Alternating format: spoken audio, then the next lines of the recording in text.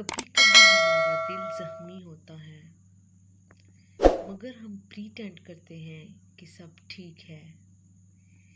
We say we moved on but deep down we still feel the pen.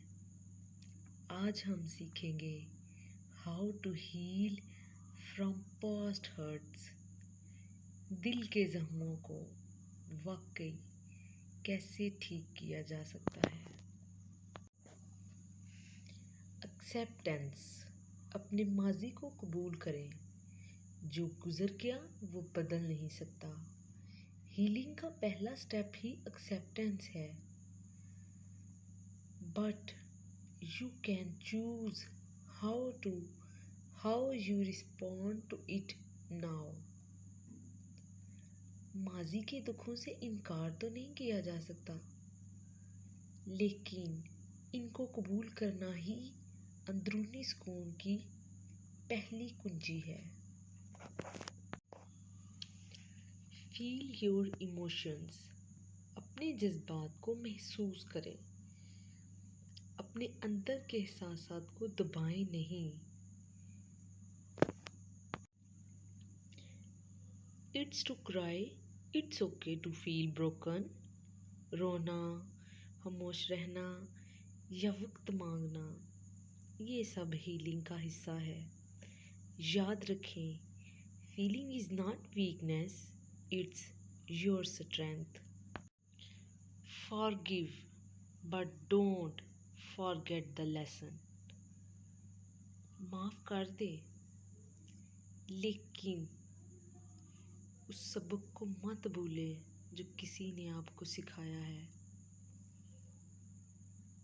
माफ़ी किसी के लिए नहीं है, बल्कि आपके अपने लिए होती है। Forgiveness frees you from your soul.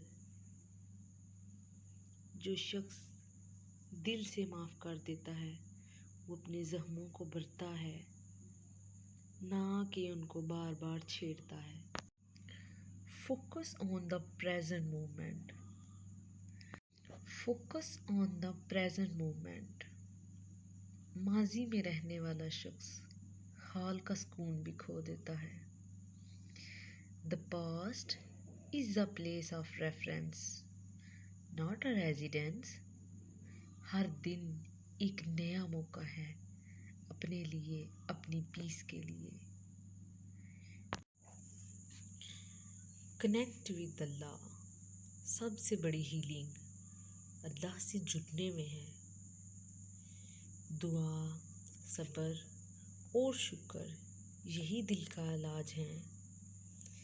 When you hand your pain to Allah, He replaces it with peace.